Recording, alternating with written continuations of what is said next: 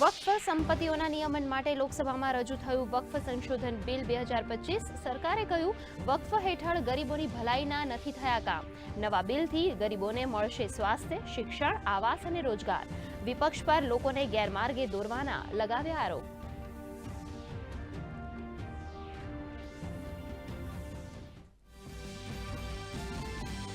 લોકસભામાં ચર્ચા દરમિયાન કેન્દ્રીય ગૃહમંત્રી અમિત શાહના પ્રહાર.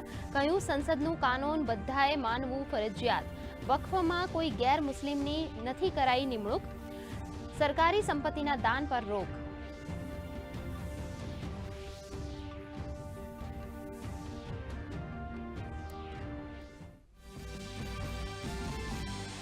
લોકસભામાં વક્ફ સંશોધન બિલ મુદ્દે પક્ષ વિપક્ષ આમને સામને. વિપક્ષે કહ્યું વક્ફની સંપત્તિને પોતાના કંટ્રોલમાં લાવવા માંગે છે સરકાર. સરકારે કહ્યું બિલનો સંબંધ ધર્મ સાથે નહીં, સંપત્તિ સાથે.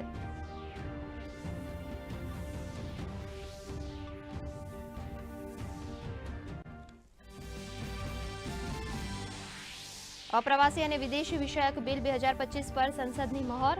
લોકસભા બાદ રાજ્યસભામાંથી બિલ પસાર. સરકારે કહ્યું ભારતમાં આવનાર તમામ વિદેશી નાગરિકોની રખાશે માહિતી.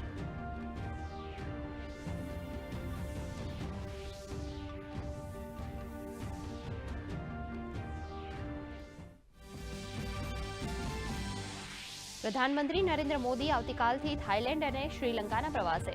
થાઇલેન્ડમાં બિમ્સ્ટેક શિખર સંમેલનમાં લેશે ભાગ. બિમ્સ્ટેક દેશો સાથે સમુદ્રી પરિવહન અંગે થશે સમજૂતી કરાર. બેંકોક વિઝન 2030નો કરાશે સ્વીકાર.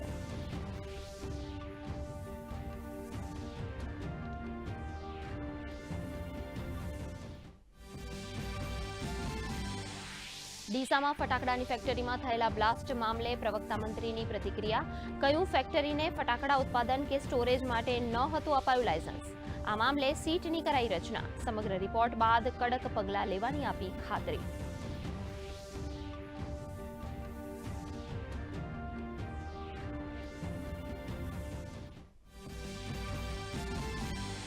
સરકારી કચેરીઓમાં આવતા લોકોને હાલાકી ન ભોગવવી પડે તે પ્રમાણે કામ કરવા અધિકારીઓને મુખ્યમંત્રી ભૂપેન્દ્ર પટેલની સૂચના. અરજીનો સત્વરે નિકાલ થાય અને પેન્ડન્સી ઘટે તે દિશામાં કામ કરવા તાકીદ. પાલન નહીં કરનાર અધિકારી સામે થશે કડક કાર્યવાહી.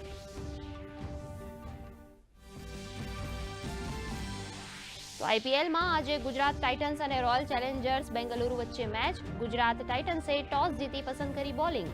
રોયલ ચેલેન્જર્સ બેંગલુરુની નબળી શરૂઆત.